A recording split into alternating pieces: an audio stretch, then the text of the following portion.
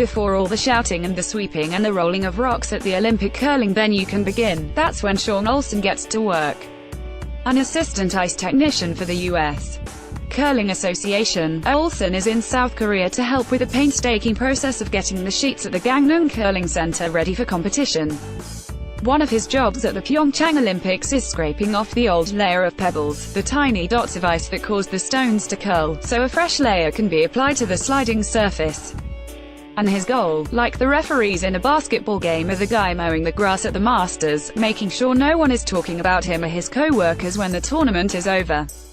Nobody knows the greenskeeper at Augusta, Olsen said. But they love playing there. Curling is the busiest sport at the Olympics, with 18 straight days of competition, and as many as 3 sessions with 4 concurrent matches per day. And between each game, the ice needs to be repaired and prepared with a new layer of pebbles, which reduce the friction on the 42-pound curling stones as they slide down the ice on the bending route that gives the sport its name.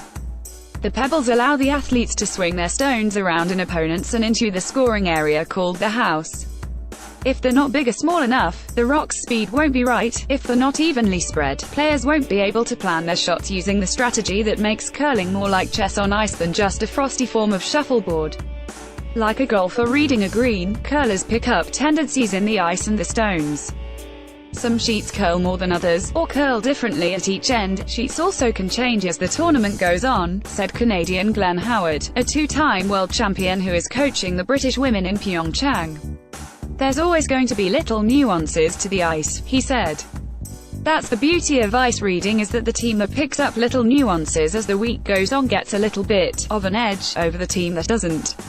The World Curling Federation has entrusted the care of its ice since the Vancouver Games to Hans Wadrick, basically the go-to guy on the planet for curling, Olsen said. In Pyeongchang, he oversees a staff that is busiest when the TV cameras are off and the players are resting.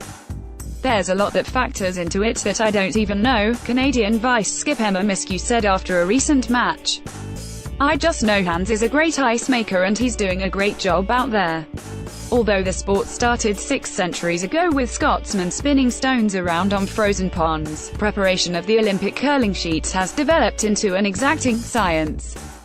As soon as a recent round of competition was done, Olsen wheeled over a pair of scrapers, think farm equipment, like a tiller, except with a 5-foot, super-sharp blade in the front.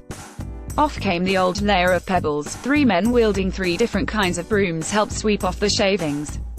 What followed was a ballet every bit as graceful as the most intricate ice dancing Twizzler, the double twist 1260 on the haypipe. Wearing a 15-liter jug on his back, Deputy Chief Ice Technician Mark Cullen moonwalked down the center of the sheet while waving a petal-shaped copper sprayer back and forth, sprinkling droplets across the surface. He waits for it to dry and then does it again. There are a few thousand gallons of water in the ice of a curling sheet, but it's the last gallon that makes all the difference, Olsen said. The water has its own story. It comes in from a faucet that then goes through a multi-tank reverse osmosis and deionization process that is housed in a chemistry lab-style room under the venue stands. And then it's heated to the proper temperature, 140 degrees for the bigger, first layer of pebbles, 80 degrees for the second layer, in a metal urn identical to the ones used for coffee and tea in the media cafeteria. After the pebbling, another scraper nips off the very tops of the dots of ice to allow for a smoother glide. The perfectly prepared curling sheet will take about 25 seconds for a draw to the button, a shot that lands in the middle of the target, and about 5 feet of curl. Wadrick tests it himself. Olsen, 48, has been making curling ice for about 15 years, many of them at the Fargo-Moorhead Curling Center in North Dakota, where he also works as a senior warehouse operator for Orlando Lakes unit. He worked the ice at the World Championships in Grand Forks in 2008 and long thought about applying for the Olympics. The company gave him the time off so he could go to Pyeongchang. I felt like it was time to try if I was ever going to do it, he said. In a way, going to the Olympics is the same for an ice maker as it is for the athletes, an honor to be selected, and a thrill to participate, Olsen said.